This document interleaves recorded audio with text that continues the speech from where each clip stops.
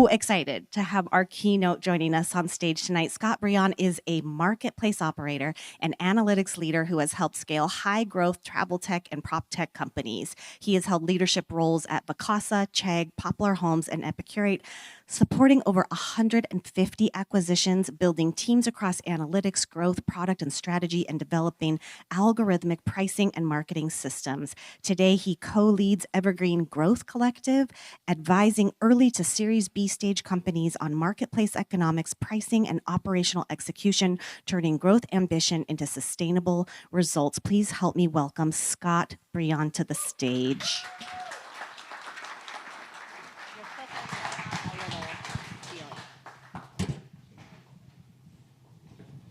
You're not going to stand behind me? I know, Pop out. Menacing.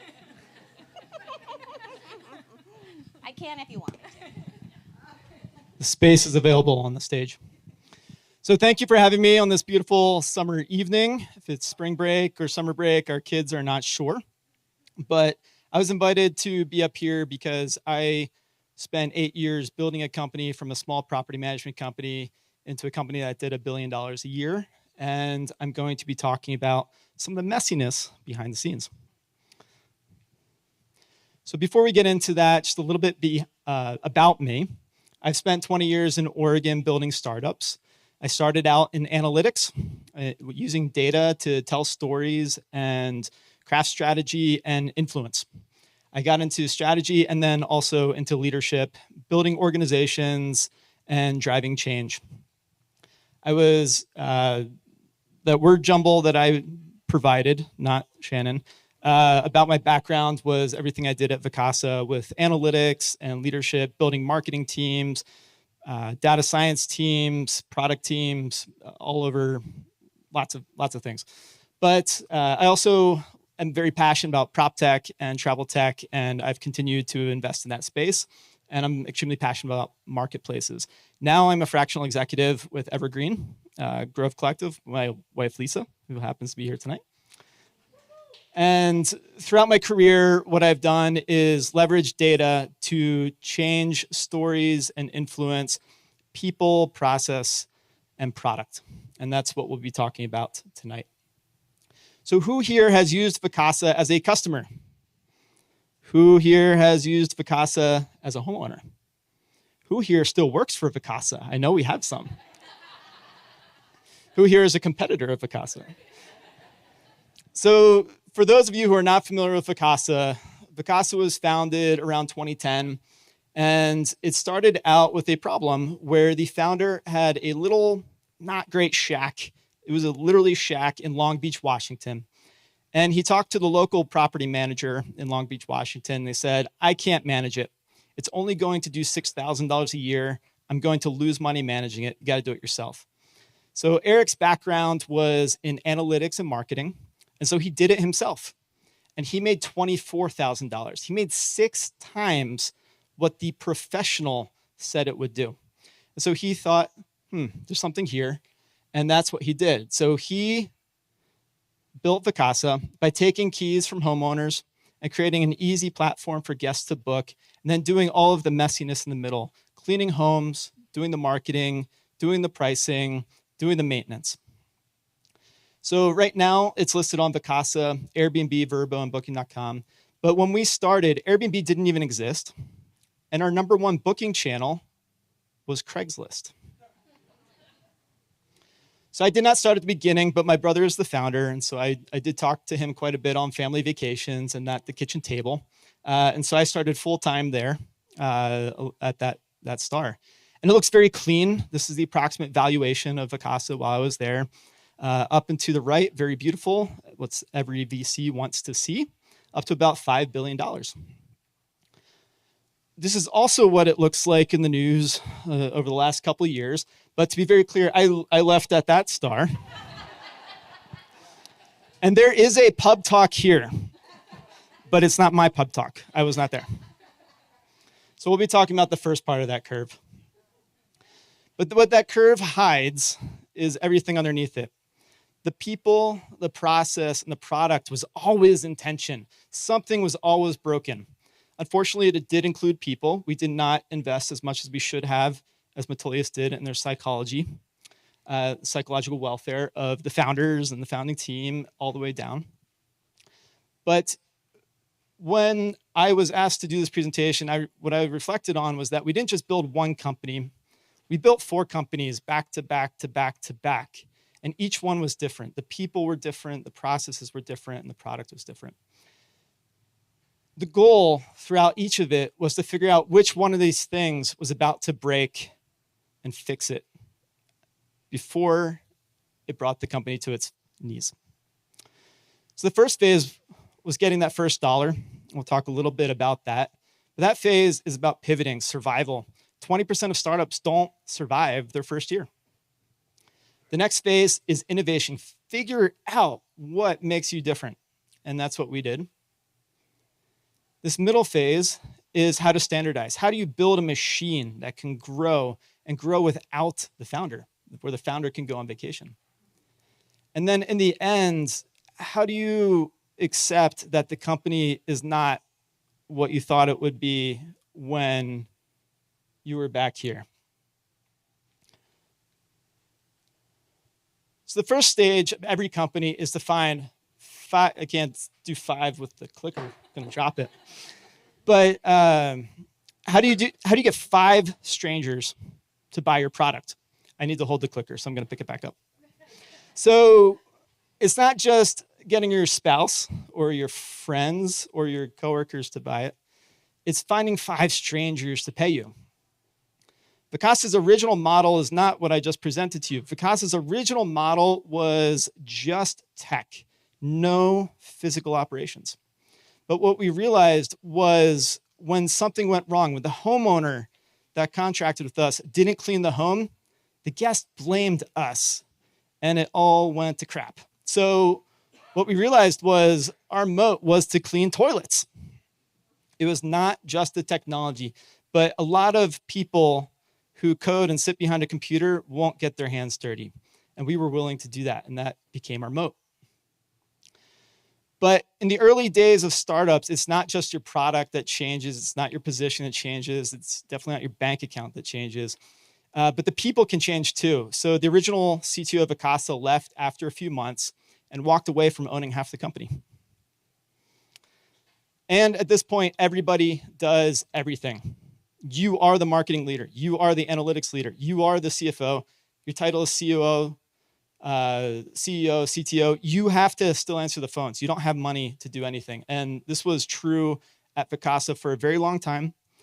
Even when we still had hundreds of employees, we would all drive out to the Oregon coast and clean homes on July 4th because it's physically not possible to hire enough people to do that. And at this stage, the doubt is real. VCs don't call you back. Customers say no. Your employees quit, including founders. The doubt is real, and you have to get through that. You have to get to the other side. The next phase is a very exciting phase, sometimes. For us, it was exciting. That's us winning Portland Business Journal's fastest growing private companies in Oregon. We were Inc. number 9. It was an extremely explosive growth where it looked hunky-dory from the outside. It looked very exciting. We were scaling so quickly, but we did not have processes. Processes were very reactive. And when you take thousands of strangers and put them into thousands of homes, you never know what you're going to have to react to. It could be a 240-pound pig in Idaho. It could be a murder in LA. Or it could be employees getting into car chases in Orlando. You never know what you have to react to. But at this stage, processes were not invested into. They were very much reactive. Because we were growing so quickly, we had a lot of individual contributors that became managers. When you have to take somebody who pushes a button and then get 27 people to push that same button as fast as possible, well, whoever was there first became the manager. That didn't work. Managers and individual contributors are 2 different jobs. And one of the things that I learned early on was being clear up that up front. If your goal was to be in management, you hired for people who could be managers. If your goal was not to be in management, awesome. Create a career for those people. Differentiate. lot of people, especially early in career, look as management as the only way to be successful. Our average employee tenure, even up to hundreds of employees, was less than 6 months. So just look at the people next to you and realize those people are the new people. And that created some challenges. Every week, we had to go to IKEA and buy more desks. We were bootstrapped. We didn't have a ton of money in the bank account where we could just invest into our future. It was dollar in, dollar out. During this time, we had 5 different offices in Portland in about 2 years. Every 6 months, it was load up the co-founder's pickup truck, put that ficus plant in the back. Hopefully it still had some leaves. We got to the next part.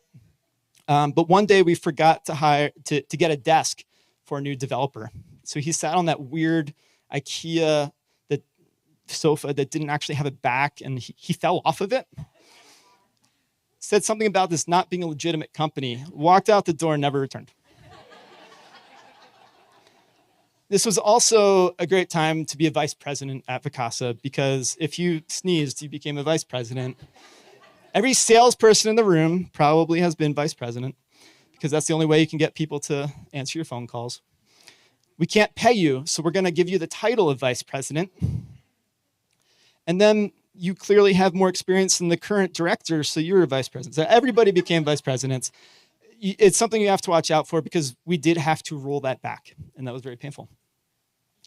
And then through this phase, there's this huge metrics trap where everything is so exciting. Your numbers are up and to the right, but what is good hides what is bad. The excitement makes you think everything is perfect, and you have to know what the real drivers and KPIs for your business are, so you don't get don't lose sight of what is really underneath and driving your business.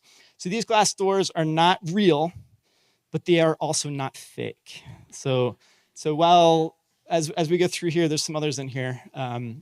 They're not real, but they're also not fake. And Glassdoor was always a very interesting thing to read. So at this phase, you have to question everything, especially what's working. Is this working because it is the best thing, or is it the first thing that worked? When you get to the first thing that worked, you sometimes stop and you don't improve. And you always have to keep building the plane while you're flying it. But with Vacasa, this is an exact phrase that I gave to an employee who asked, "Why do we do this? That's dumb." And I was like, well, we do things differently, often intentionally. And my first conference that I went to, the first industry conference, I was the youngest person there. The next youngest person was Vacasa co-founder, who was 5 years older than me. The next oldest person was another Vacasa employee. And it was about 20 years to the average age for our industry. And a gentleman came up to me and said, "What do you do, young buck?"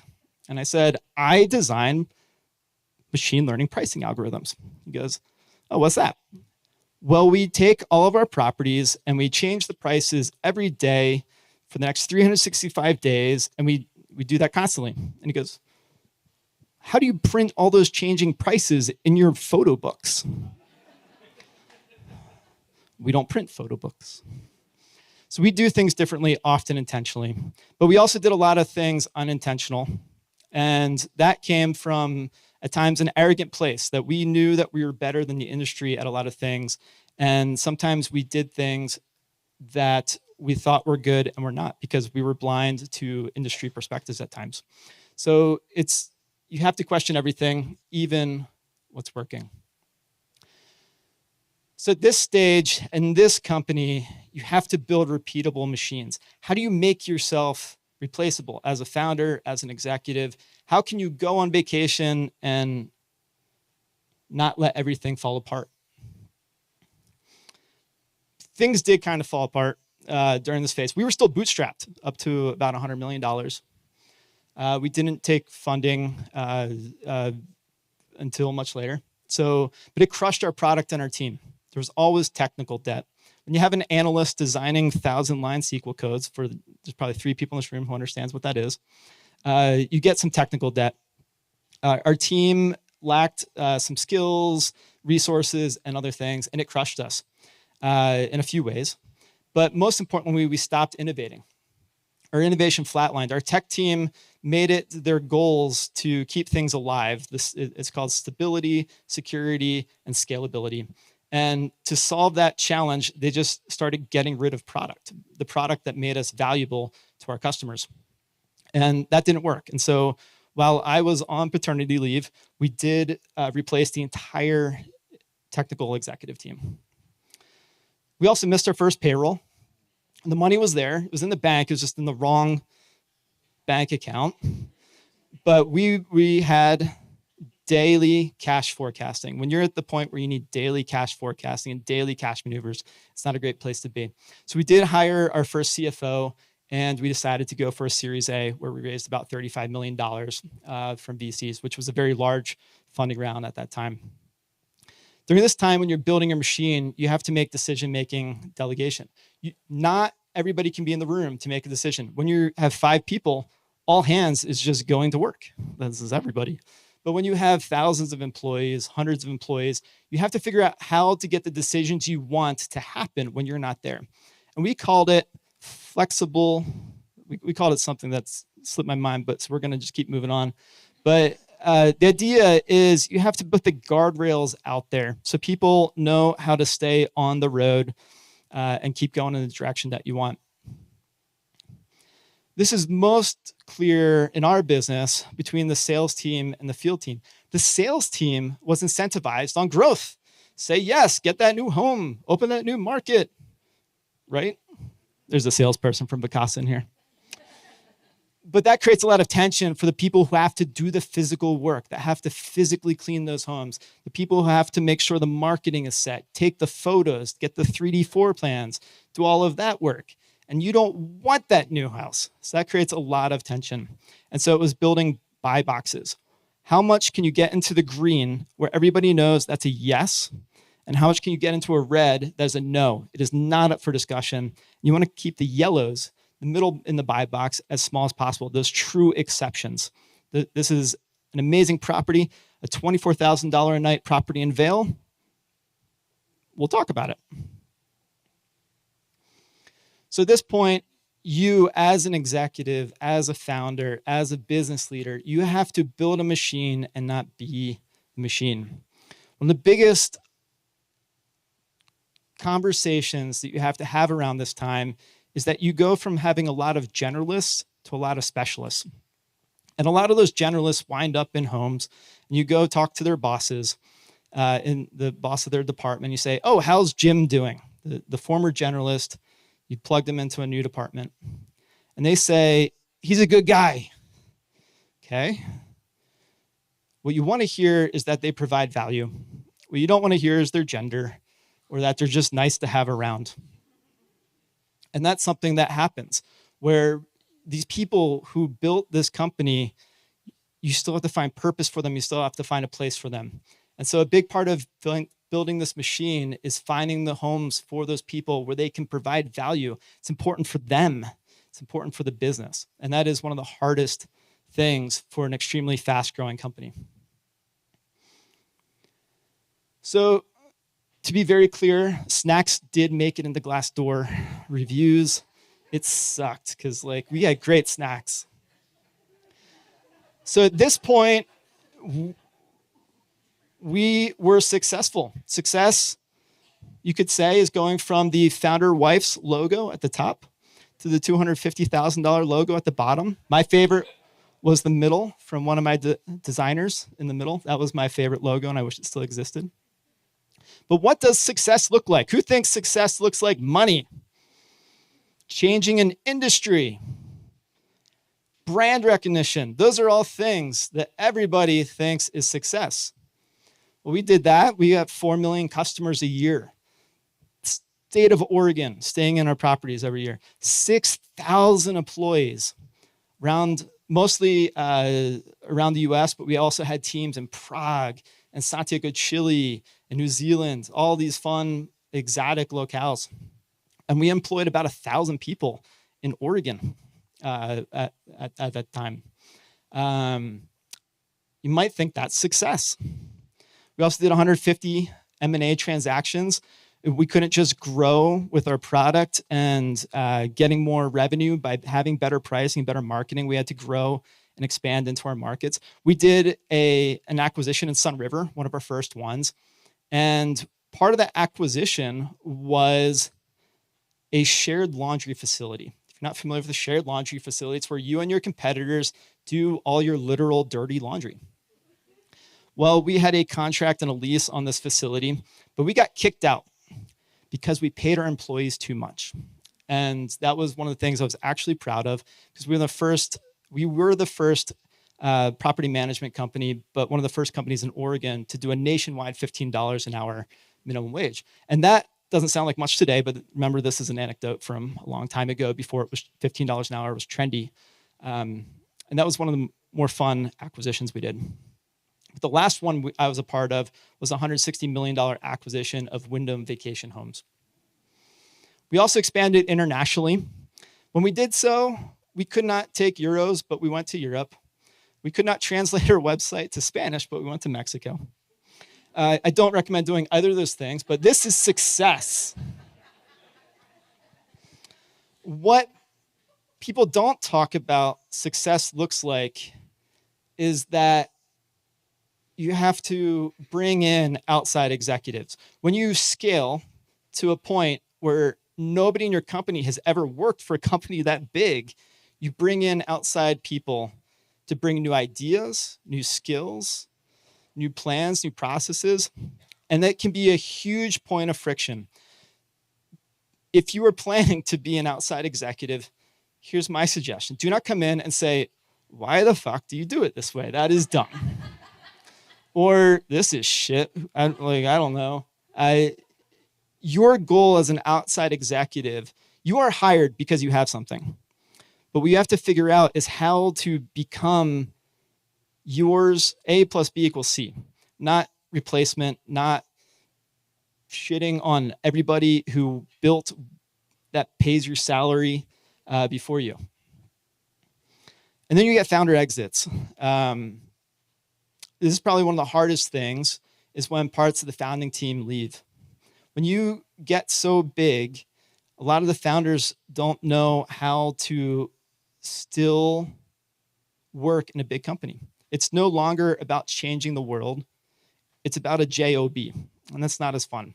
And you have to deal with that. So at this point, you have to accept that evolution isn't optional. You will grieve. It sucks. You'll go and find all of the early people that were there from the beginning. And you'll say, hey, we haven't been out in a while. Let's go to happy hour. And you'll go to happy hour and you say, hey, remember back in the day, we'd go to happy hour, have 2 beers, come up with an idea and ship that new product that night. That doesn't happen anymore. 2 weeks would be fast. You reminisce about the good old times. You reminisce about how the company was. It's no longer the same company. You're dealing with boards. You're dealing with personalities. You're dealing with a lot of things, none of the things that you thought you would when you defined what success looks like. So this is a very clean framework of a lot of messiness. This does not apply to every company, but all of these problems have existed in every company. We used to joke that the best training for new employees was watching HBO's Silicon Valley. Every episode is on point. It might be a documentary. So your goal tonight is to figure out which of these companies you are in, figure out what is breaking. Is it the people, the processes, the product, and what you're going to do about it? I joined Vacasa when I was 29, and I didn't have mentors. I had some great bosses throughout my career that I can pull up those anecdotes of where they gave me some stern points that really stuck with me. But I wish I had more mentors early on. And later on, I did have some great mentors, some now that live here in Bend. But this is what I would tell myself. Every stage requires different leaders. It's not just about you, it's about your team. And those are some of the hardest conversations. What is a generalist role becoming a specialist role? What's being an individual contributor to being a manager? These are all different jobs that require different things, and you have to be able to grow with it. And if you can't, you have to accept that. Systems beat heroics. We had an early employee, and we used to joke that he had 27 hours in his day, which was very valuable early on. He fell asleep at his computer at 4 a.m, and he was soaking his hand because putting up a railing to get it to a house to code so we could get the permit, he smashed his thumb and had his hand in some ice water and fell asleep at his laptop, spilled the water on the laptop, fried the laptop. And we didn't have money to replace that laptop. That was heroics at the beginning. But that person didn't make it to the machine. You have to figure out how to build the processes that can survive without you. And if you need 27 hours in a day, and you're scaling 100x, there's not 2,700 hours in a day. And that's a very hard thing to learn. The complexity compounds faster than revenue. So when you're starting out, you don't hire a legal team. You don't hire a sales team. It's just you and a co-founder if you're lucky. But as you scale, everything gets more complex. And it's not just internally. There's external stuff. There's your competitors looking at your stack of technology and stealing it all. There's legal, there's regulatory compliance. Everything scales faster than what you think it will. Your job changes every 18 months. My first manager told me to rewrite my resume every 6 months. She said, if you put something on there that's really cool, we should talk about that. But if you try to write your resume and you struggle after 6 months to put something fun on there, we also need to talk about that. And so your job will really change every 18 months. This one is super important. Do we have any designers in here? Any designers? So this was a phrase I would use when I was managing my marketing team. There's no design emergency. There's no, if there's an emergency where you really need a design, that's your fault. There's no such thing as a design emergency. And if you tolerate design emergencies, that's on you, and your team's gonna hate you for it. Revenue forgives everything. When everything is up and to the right, the board keeps you around, your employees are happy because the snacks are good. But at some point, you're not gonna hit what you think you're gonna hit, and you have to be ready for that. So what I learned is that scaling isn't just growth, it's rebuilding the same company over and over and over again. Thank you. I'll be at Pine Shed later tonight if you want to talk more. Wow. I feel like we should bring Amy back up and you guys could do like a rapid fire, like, what would you do? Yeah, that was remarkable. Thank you. You shared a lot in a short amount of time. Okay, questions for Scott right off the bat. I feel like that, yes.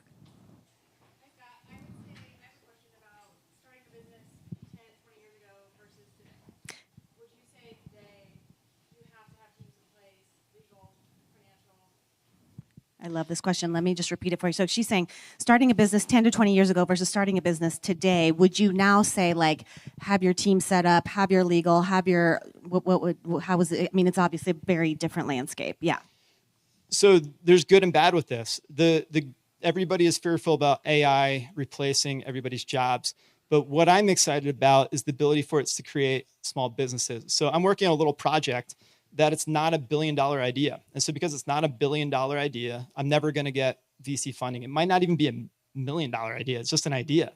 But because of AI, I can take that idea and make it real. And if it creates a job, that's awesome. And so, no, you don't need huge teams. That requires VC investment of hundreds or millions of dollars to make it real.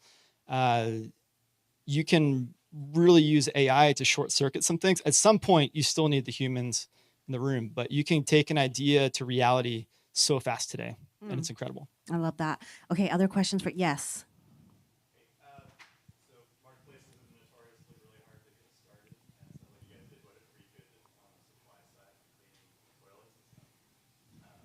I guess, are there other stories about that, like how you got it? Yeah, I love this question. So I'm curious on the AI thing, like you see a different calculus now for platform or for marketplaces.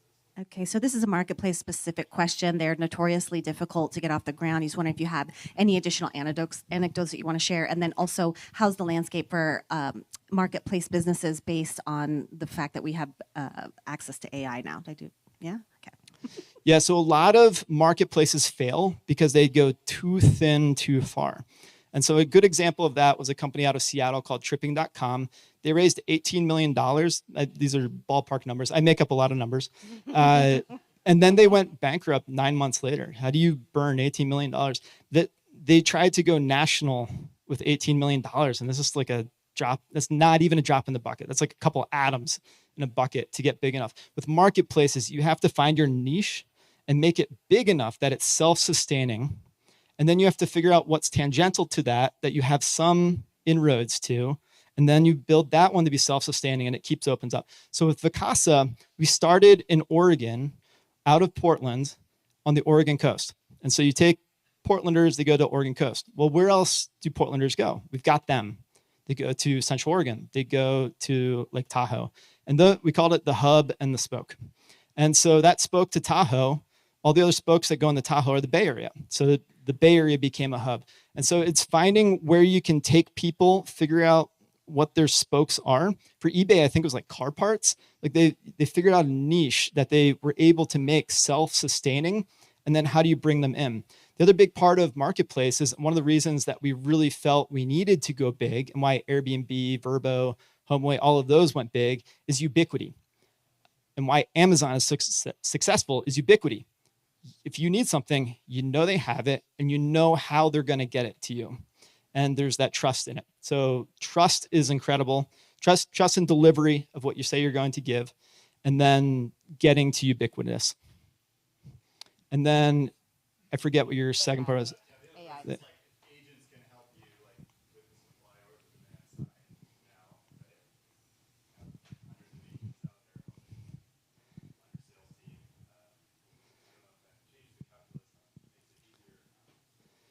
Where I am leveraged, so I'm building another marketplace, and one of the things that I'm leveraging AI for is to figure out what are the non-traditional marketing mechanisms that can get it out there. Is it on Reddit? Are there these communities I need to tap into that I'm unaware of? So it's really helpful in finding things you just don't know, to find new opportunities and thought partnership in those ways. Always got to check that those Facebook groups really exist, but it's definitely getting better. Yeah, cool. Okay, other questions for Scott? Yes.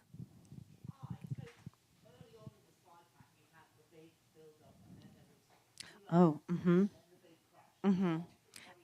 Okay, so she said there was the big buildup, and then you left, and then it all crashed, and she was wondering if you could come back to that. No, I got this. So there's a concept called correlation versus causation. So it's either correlated to when I left, or it was causated by when I left. But there's some Vacasa people in the room, and a lot of the stories, if you did not follow Vacasa over the last 6 years while you cried in your bed, you can always blame leadership. There's always something to blame. Was it the technology? Was it the tension between being a tech company versus a hospitality and human company? And there's all different ways you can splice it. But again, I was not there, and like an outside exec, I don't know what decisions were made with what resources and what ideas were in the room. So I'm not going to prejudge what happened. But it was not you. And that's what we want you to take home tonight. Yes. How's your relationship with your brother? Our quarterly phone call is coming up. Anybody who knows my brother and the other co-founder of Vacasa, Eric is very quantitative, brilliant, but quantitative. Spreadsheets are his lifeblood. And then Cliff, his lifeblood was heart and passion and ethics. And my brother, incredibly ethical, but there was always that tension. And so I was the third wheel that always got to help keep that balance between the human and the math. And sometimes that tension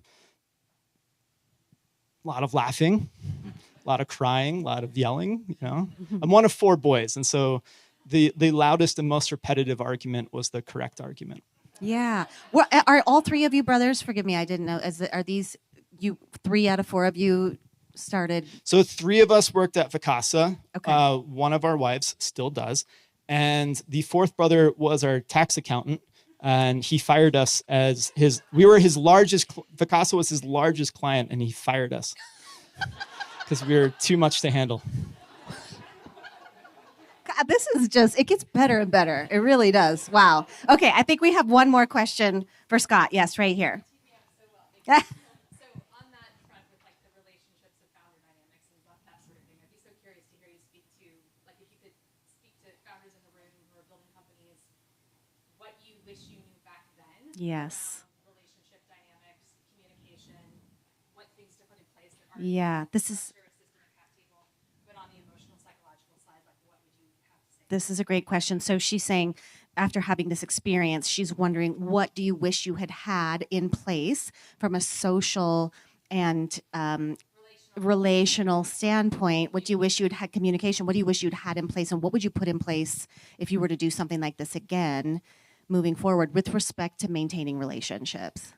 Mission, vision, and values. A lot of what you saw in that Metolius presentation. I was going to say, should we bring Amy back up? Yeah.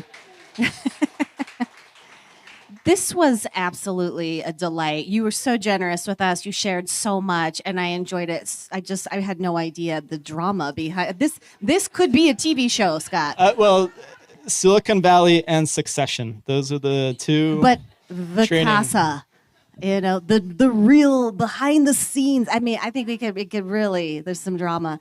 Well, hey, this was amazing. Thank you. We really appreciate Thank you for having me. you.